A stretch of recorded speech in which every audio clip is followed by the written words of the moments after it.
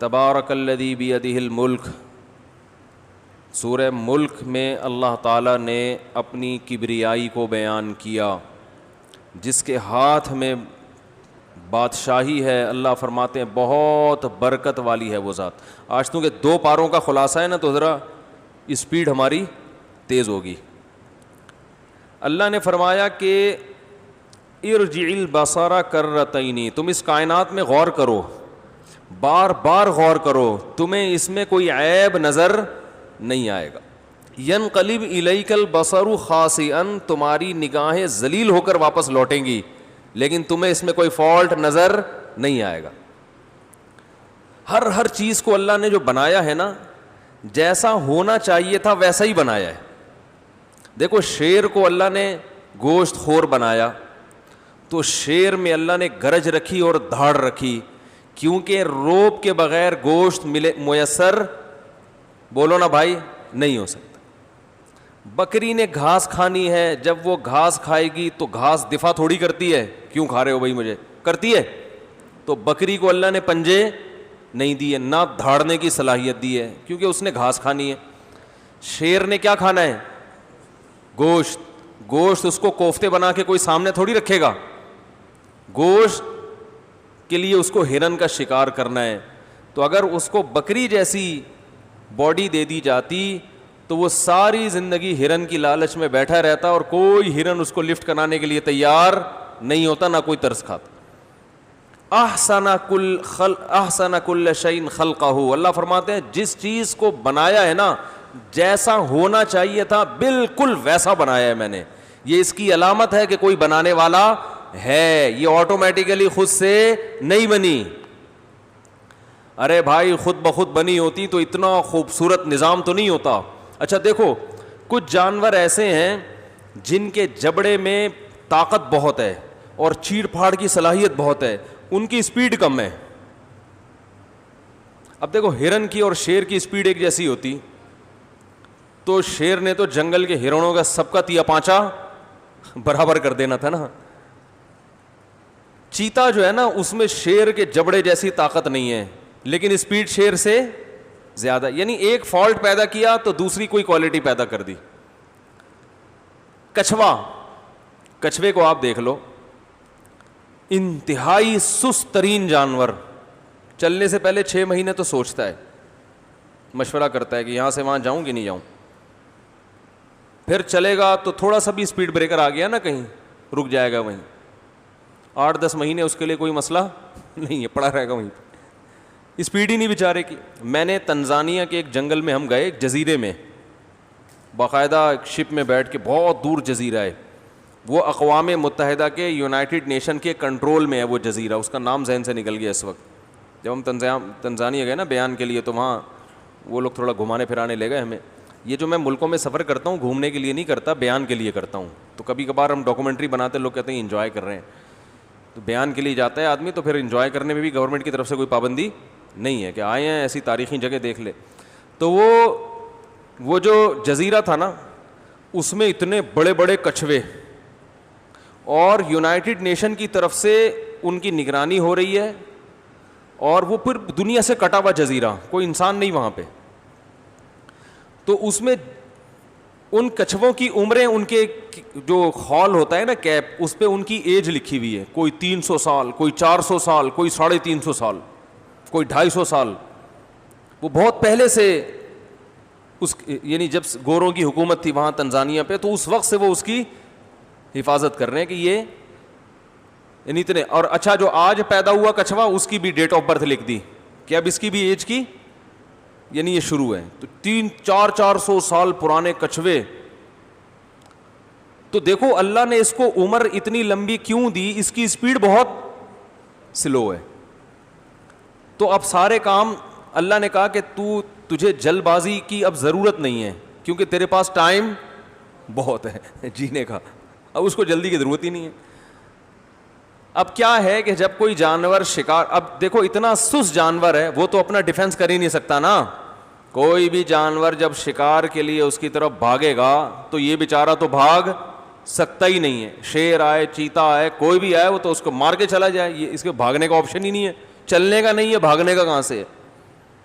تو اللہ میاں نے کیا دیا, اس کا اتنا مضبوط خول, بڑا خول بنا دیا. اللہ نے کہا جیسے کوئی جانور حملہ کرے گا نا تو خول کے نیچے اپنے آپ کو گردن سمیت چھپا لینا. اب ہوگا کیا, وہ اتنا مضبوط خول ہے, اس پہ بندہ کھڑا ہو جائے کوئی اس پہ اثر ہی نہیں پڑتا. تو اب کچھوا کیا کرے گا, جو قریب کھڑا ہوا جانور ہے نا, جانور یہ سوچے گا کہ یہ اس خول سے باہر نکلے گا تو میں جھپٹوں گا, آخر ایک نہ ایک دن تو نکلے گا نا. ارے کوئی ڈاکو کسی گھر میں چھپ جائے تو پولیس چاروں طرف سے گھیرا کر لیتی ہے اور ناکہ بندی کر دیتی ہے کہ بھائی آج نہیں تو کل, کل نہیں تو پرسوں نکلے گا, ورنہ تو بھوکا مرے گا نا. بھائی کب تک پڑا رہے گا, نکلے گا. تو وہ جو ہے نا, اب وہ شیر چیتے کھڑے ہوئے ہیں اس کے پاس, وہ کیا کرے گا, اندر غائب. اب شیر چیتا کہے گا بھائی کبھی نہ کبھی تو باہر آئے گا نا, کب تک چھپو گے پیڑوں کی آڑ میں, کبھی تو ملو گے لنڈا بازار میں, ہے بھائی کبھی تو نکلو گے. تو کچھوا بزبان حال کہتا ہے بیٹا میں نہیں نکلنے والا, میں 100 سال اندر رہوں گا, تو مر جائے گا, میرے پاس ٹائم بہت ہے. وہ پڑا رہے گا, اس کو جلدی نہیں ہے, وہ تو 300 سال 400 سال رہنا ہے اسے زندہ, تو اس لیے وہ ٹینشن نہیں لیتا. تو اب اللہ نے اس کی اسپیڈ بہت سلو کر دی, تو اسے فائدہ کیا دیا کہ بھائی ایک عیب تیرے اندر پیدا کیا, تو اب تو ڈیفینس کیسے کرے گا, اتنا موٹا خول تیرے اوپر چڑھا دیا ہم نے, اور تجھے زندگی بہت لمبی دے دی, تو چلے گا آہستہ لیکن تجھے جلدی چلنے کی ضرورت نہیں. اب وہ شادی بیاہ کے لیے رشتہ تلاش کرے گا, 20-25 سال لگ جائیں اس کے لیے کوئی ٹینشن بولو بھائی نہیں ہے. ہمارے یہاں تو جلدی ہوتی نا بھائی, لڑکی کی عمر دیکھو کیا ہو گئی, مولوی صاحب کہتے ہیں نا لوگ, لڑکے کی عمر نکلی جا رہی ہے, 45 کا ہو گیا, 50 کا ہو گیا, 5-6 سال رہ گئے, 2-4 سال رہ گئے. تو ہمارے پاس تو ہے, کچھوے کے پاس یہ ٹینشن نہیں ہے, کہہ رہا ہے ایسی کی تیسی. تو احسن کل شیء خلقہ ثم ہدا. فرعون نے موسیٰ علیہ السلام سے پوچھا نا, فمن ربکم یا موسیٰ, اے موسیٰ کون ہے رب, اس کو ذرا ڈیفائن تو کرو کس رب کی بات کر رہے ہو. تو موسیٰ علیہ السلام نے ان شارٹ حضرت یعنی اللہ تعالیٰ کی ایسا ڈیفائن کیا کہ اس سے بہترین طریقے سے ڈیفائن کرنا اللہ کو ممکن ہے ہی نہیں. موسیٰ علیہ السلام نے کہا احسن کل شیء خلقہ ثم ہدا, میں اس رب کی بات کر رہا ہوں جس نے ہر چیز کو بہترین طریقے سے بنایا اور اسے اس کی نیچر کے راستے پہ چلا دیا, بنایا بھی اور راستے پہ چلایا بھی. بکری کا بچہ پیدا ہوتا ہے تو یہ تو اللہ نے بنا دیا اس کو, اس کی 2 ٹانگیں ہیں, کھر ہیں, دماغ ہے, آنکھیں ہیں, کان ہیں, ہر چیز ہے نا بہترین, یہ تو ہے بہترین طریقے سے بنایا. اور اسے اس کی فطرت پہ چلانے کا مطلب کیا ہے کہ جیسے ہی بچے کو بھوک لگتی ہے, بکری کے بچے کو, وہ ماں کے تھنوں کی طرف لپکتا ہے, اسے پتا ہے کہ دودھ کہاں سے ملے گا اور کیسے میرے حلق میں اترے گا. اسے کس نے سکھایا, ماں کے پیٹ میں اللہ نے سکھایا کہ اس کو اس کے راستے پہ چلا دیا, اسے بتا دیا کہ دودھ پینا ہے, اس کے علاوہ کچھ بھی نہیں کھانا.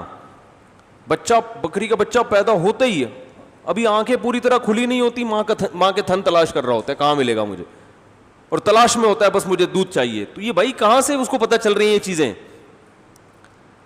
تو اللہ بھی فرماتے ہیں کہ تم اس کائنات میں عیب تلاش کرو, شہد کی مکھی کو اٹھا کے دیکھ لو, اللہ نے اس کو بنایا شہد بنانے کے لیے, سر سے لے کے دم کی آخری حصے تک ہر عضو اس کا اسی حساب سے ڈیزائن کیا گیا ہے کہ وہ کیا بنائے, شہد بنائے.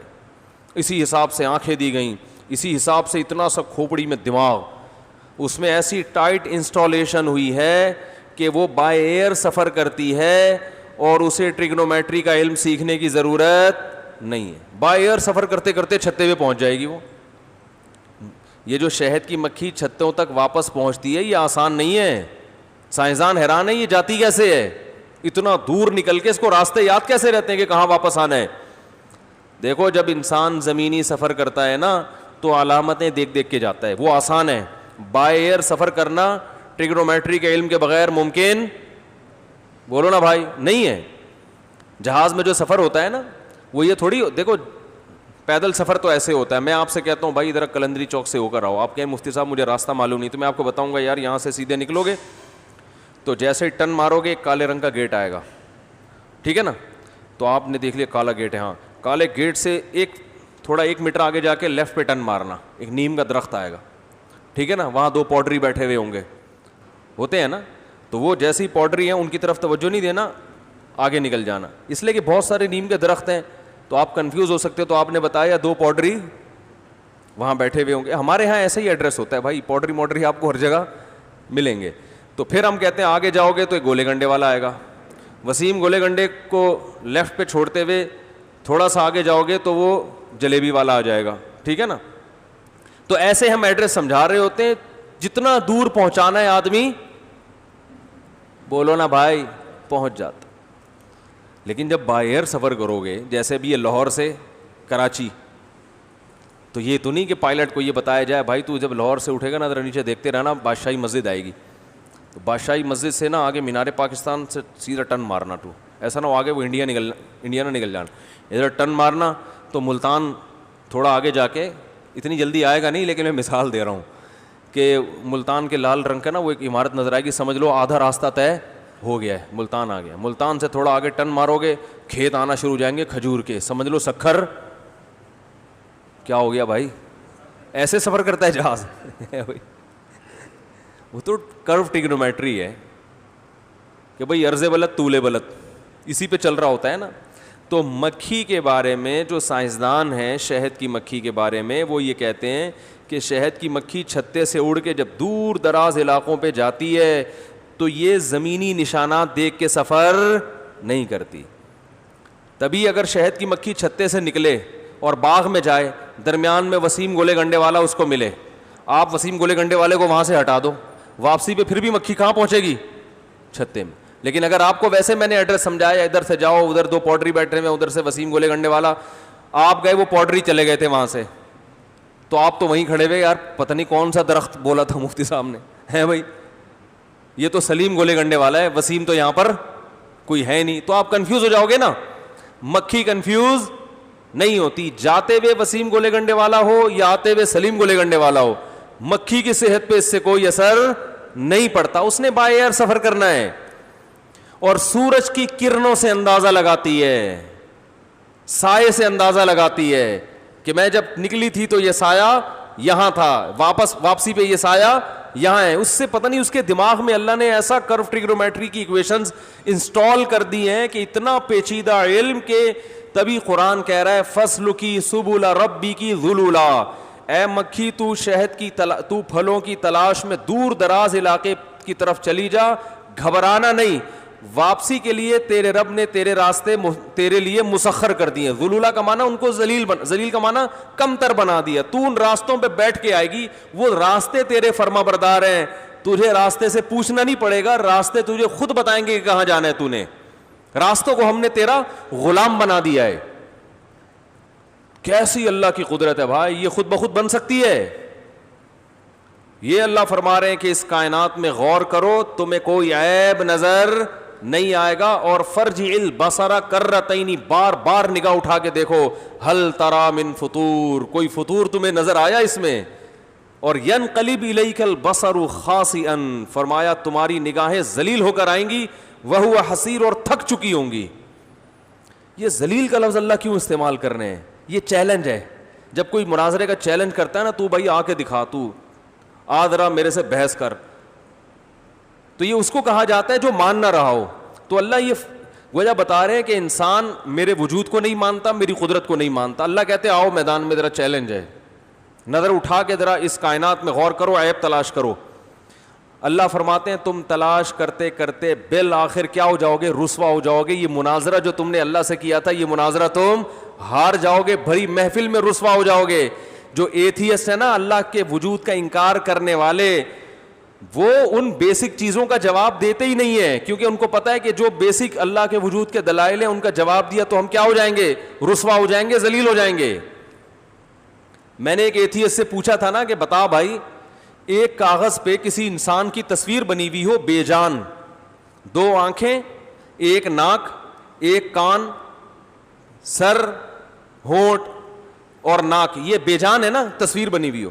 اگر ڈارون نے یہ دعویٰ کیا ہوتا کہ یہ تصویر جو کاغذ پہ بنی ہوئی ہے بے جان, یہ اتفاق سے وجود میں آئی ہے, تو مان لیتے. کیا ہو گیا بھائی؟ مان لیتے.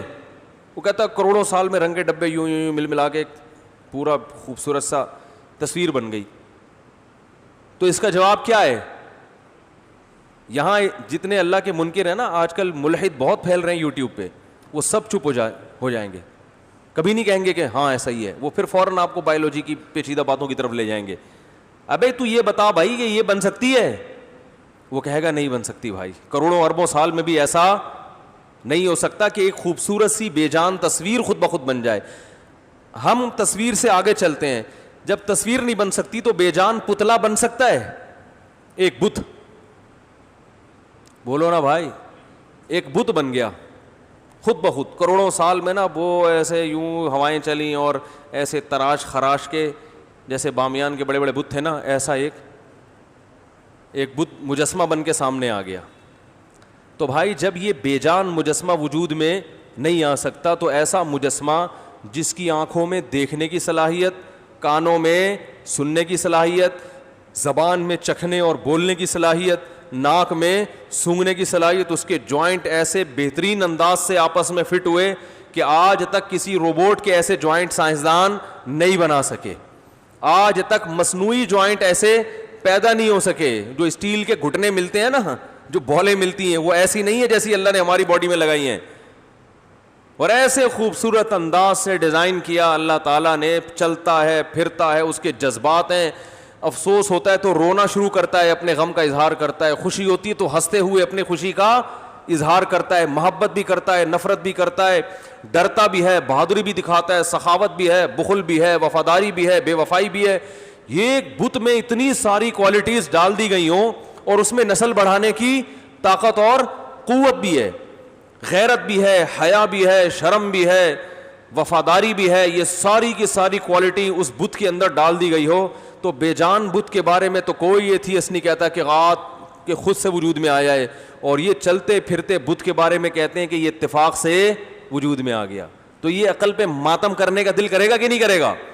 تو اللہ نے انسان کے بارے میں فرمایا کہ فرجع البصر وفی انفسکم، اپنی ذات میں غور کرو، اس میں بھی تمہیں کوئی عیب نظر نہیں آئے گا. بعض لوگ اس پر یہ اشکال کرتے ہیں کہ بہت سے معذور بچے بھی تو پیدا ہوتے ہیں، ان میں تو عیب ہے. کیا خیال ہے؟ کہتے ہیں کہ نہیں کہتے؟ بعض کھیتیوں میں کیڑے لگے ہوئے ہوتے ہیں، پھل توڑو تو اندر کیا نکلتا ہے؟ بھئی خراب ہوتے ہیں وہ، تو یہ عیب ہے نا.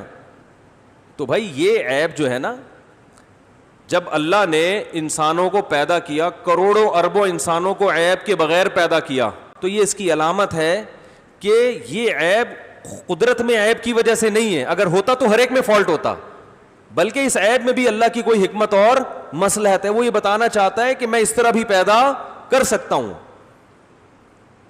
دیکھیں ایک انجینئر بڑی خوبصورت عمارت بناتا ہے، ہر عمارت بہت خوبصورت، ایک اس نے ٹیڑھی میڑھی بنا دی. تو اب آپ اس کی ایک ٹیڑھی میڑھی عمارت کو دیکھ کے کہہ رہے ہیں کہ یہ عیب دار چیزیں بناتا ہے یا اس کو عمارت بنانی آتی نہیں ہے. تو کہے گا بھائی میری جو قدرت کا شاہکار ہے وہ بلڈنگیں جو میں نے بنائی ہیں ان کو جا کے دیکھو، ان سے تمہیں پتہ چل جائے گا ہر طرح کی بلڈنگ بنانا جانتا ہوں. یہ جو میں نے ایسے کی ہے نا، یہ بتانے کے لیے نہیں کہ میں عیب دار ہوں، یہ بتانے کے لیے کہ میں یہ بھی کر سکتا ہوں. ٹھیک ہے نا؟ جب میرا ارادہ ہوتا ہے تو میں جو چاہے کر لیتا ہوں، اس میں میری اللہ کی حکمتیں مصلحتیں ہیں. یہ ہے اللہ کی قدرت، اللہ کی طاقت. ایک نظام بنایا ہے بھائی، اس نے ایک سسٹم بنایا ہے اور اس سسٹم کے تحت چل رہے ہیں. یہ خود بخود نہیں ہو سکتا. تو سورہ ملک میں اللہ نے فرمایا، کیا پیارے الفاظ ہیں، فرجع، دوبارہ نظر اٹھا. ایک دفعہ تجھے سمجھ میں نہیں آ رہا نا، دوبارہ ریسرچ کر، تحقیق کر. ینقلب الیک البصر خاسئا، تیری نگاہ ذلیل ہو کر نہ لوٹے تو مجھے بتانا. وہو حسیر، اور تھک چکی ہوگی. تھک کا مطلب تو اتنا سروے کرے گا کوئی ایک چیز تو ملے جس میں فالٹ ہو، جس کے سسٹم میں فالٹ ہو، جس کے نظام میں خرابی ہو. اللہ فرماتے ہیں تھک ہار کے بیٹھ جائے گا. بعض دفعہ تجھے لگے گا فالٹ ہے، لیکن جب جو زیادہ تحقیق میں جائے گا نا تو پتہ چلے گا اس میں بھی فالٹ، بولو بھائی، نہیں ہے. اللہ تعالی ہمارے ایمان کو مضبوط فرمائے. اور یہ جو رمضان ہمارا گزرا ہے، یہ بس 29ویں 30ویں پارے کا بھی ایک ہی بات سمجھ میں آ جائے نا تو بس پورا قرآن سمجھ میں آ گیا. وہی اللہ ہے اور اکیلا ہے، اور اس نے کسی مقصد کے لیے ہمیں پیدا کیا ہے، اور وہ مقصد ہے اس کی عبادت کرنا. اور اس کی عبادت جو کرے گا، یعنی اس کی اطاعت جو کرے گا، جو اطاعت کرے گا وہ جنت میں جائے گا، اور جو اس کی نافرمانی کرے گا اس کی سزا اللہ نے جہنم کی آگ رکھی ہے. یہی پورے قرآن کا خلاصہ ہے. اللہ تعالیٰ ہمیں رمضان کی برکتیں نصیب فرمائے, ہم سے جو عبادتیں ہوئیں اللہ وہ قبول فرمائے, عبادتوں میں جو کوتاہی ہوئی ہم سے اللہ ہمیں معاف فرمائے, روزے میں جن لوگوں سے کوتاہی ہوئی اللہ معاف فرمائے, اور رمضان کی بہاریں اللہ ہمیں بار بار ہماری زندگی میں نصیب فرمائے. اور یہ جو وبا ہمارے ملک میں پھیلی ہوئی ہے, اب آپ ایسا نہ ہو بے احتیاطی شروع کر دیں کہ ہمیں تو ملیریا ہوا تھا اور اب ہمیں کچھ نہیں ہوگا. بہتوں کو بہت کچھ ہو بھی رہا ہے. سوشل ڈسٹینس بہرحال رکھیں, ٹھیک ہے نا. تو احتیاط کر لینے میں, اور ایک سال کے لیے یہ دماغ سے نکال دیں کہ اب ایک سال تک ایسے ہی رہنا ہے. آپ نے عادت ڈال لیں, عید پہ جھپیاں پا کے نہ ملیں آپس میں. ویسے مل رہے ہیں, بعض لوگ تو 3 دفعہ ملتے ہیں. ایک دفعہ وائرس نہیں گیا, وہ کہہ رہے ہیں ایک اور دفعہ ٹرائی کرتے ہیں اب چھینک کے دیکھتا ہوں دوبارہ. تو ویسے بھی عید پہ گلے ملنا کسی حدیث سے ثابت نہیں ہے. تو بس عید کی نماز پڑھی بھائی, السلام علیکم, وعلیکم, دور سے بلوٹوتھ کے ذریعے وائی فائی کے ذریعے سلام. تو مجبوری کے حکام ہے نا, مجبوری کے لوگ کہتے ہیں ہم مسافہ ہی چھوڑ دیں. بھائی پوری زندگی کے لیے نہیں چھڑوایا جا رہا, تھوڑے وقت کے لیے. تو 1 سال دماغ میں رکھیں, تاکہ اس سے پہلے یہ وائرس ختم ہو گیا تو ٹھیک ہے, نہیں تو 1 سال دماغ میں رکھیں. تھوڑا سوشل ڈسٹینس رکھیں, فاصلہ رکھیں, اور احتیاط کر لیں. تو اپنے لیے نہیں, دوسروں کے لیے کر لیں, گھر کے بوڑھوں کے لیے کر لیں. جوان آدمی کا امیونٹی سسٹم مضبوط ہوتا ہے, بوڑھوں کا مضبوط نہیں ہوتا. تو ان کو بھی تو زندہ رکھنے کی کوشش کرنی چاہیے نا, کل آپ پہ بھی بڑھاپا آئے گا, تو ان کے لیے احتیاط کر لیں. تو اس طرح سے جو ہے تھوڑے دن احتیاط کر لیں. عبادات انفرادی طور پر کریں, جماعت سے نماز پڑھنی ہے تو جو فاصلے جس طرح علماء نے بتایا تھا, ہماری مسجد میں تو نشان لگے ہوئے ہیں, تھوڑا تھوڑا فاصلے سے بیٹھیں. تو انشاءاللہ یہ وبا اللہ نے چاہا تو ختم ہو جائے گی. دوبارہ اسی طرح ہماری جو زندگی کی ایکٹیویٹیز ہیں اور جو ہمارے جو معمولات زندگی اللہ نے